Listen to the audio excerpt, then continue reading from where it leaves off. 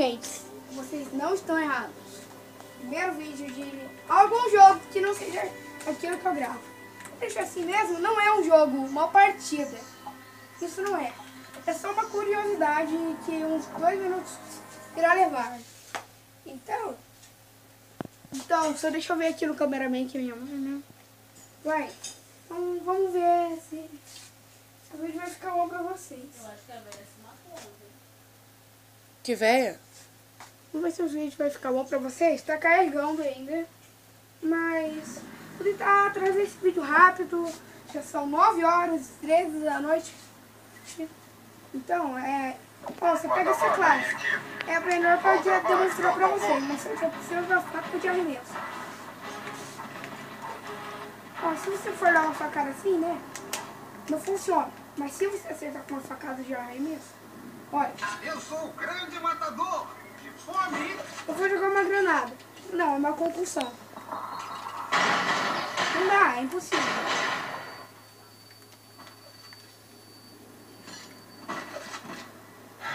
Eu sou o grande matador de fome.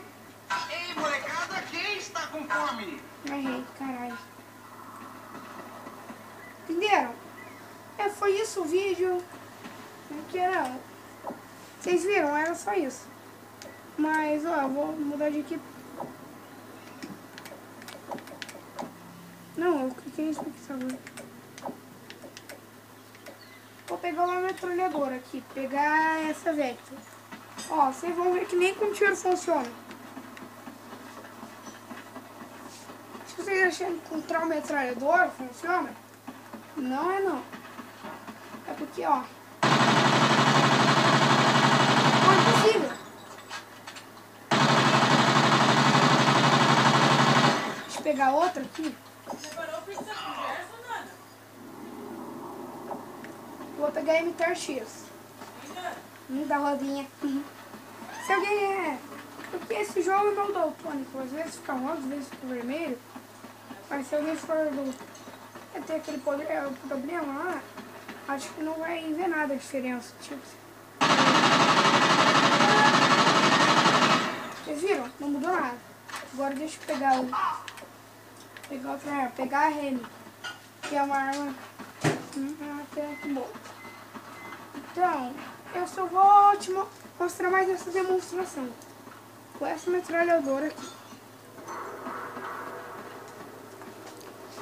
Não, também vou mostrar com a pistola aqui, né?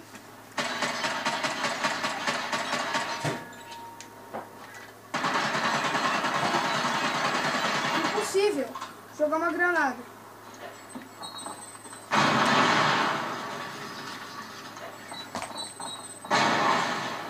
Jogar. Impossível. Então, já vou terminando o vídeo por aqui. E tchau pra vocês. Vocês deixam sair no jogo. E amanhã tem mais vídeo.